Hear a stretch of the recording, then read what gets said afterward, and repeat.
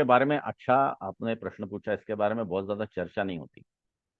अब देखिए, आज भी, अब इतने वर्षों से हम देख रहे हैं कि जब भी इस देश में कुछ विपदा आती है, चाहे प्राकृतिक आपदा है या चाहे सैन्य या हमले आक्रमण, ऐसी कुछ आपदा है, जब भी कोई आपदा आती है तो आपदा से बचाने के लिए यहाँ के जो प्रमुख लोग हैं, चाहे वो राजनीतिक दल होंगे, चाहे सरकार होगी या सामाजिक संगठन है, ये सामने आते हैं।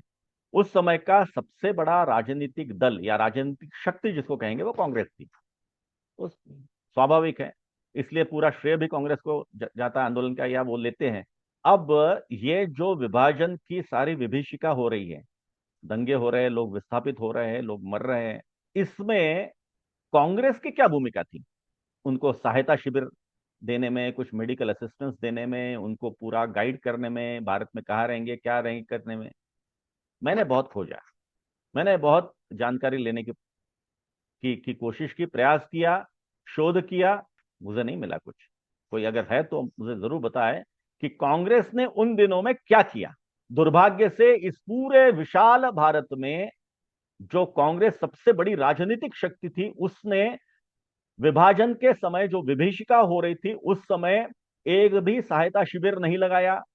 ना उनके कार्यकर्ता उनको कुछ मेडिकल हेल्प दे रहे थे, उनको उनका ढाढ़स बंधा रहे थे, उनको कहीं स्थायी रूप से रहने के लिए क्या व्यवस्था हो सकती है, कैसी हो सकती है, इसका चिंतन कर रहे थे। ऐसा कुछ भी नहीं हुआ। मुझे तो कुछ नहीं मिला है।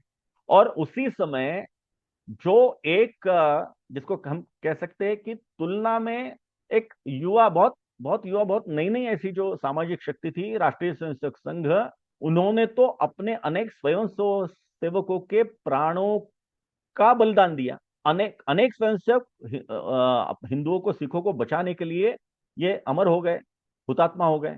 वहां पर संघ ने अनेक सहायता शिविर लगाए, संघ ने अनेक मेडिकल कैंप्स लगाए। संघ की ओर से इन विस्थापितों के लिए उस समय आप सोच सकते थे क्या संसाधन होंगे।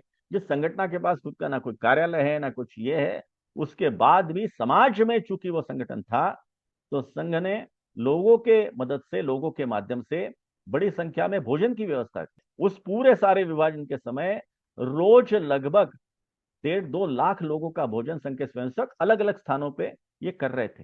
ये बहुत बड़ी बात है।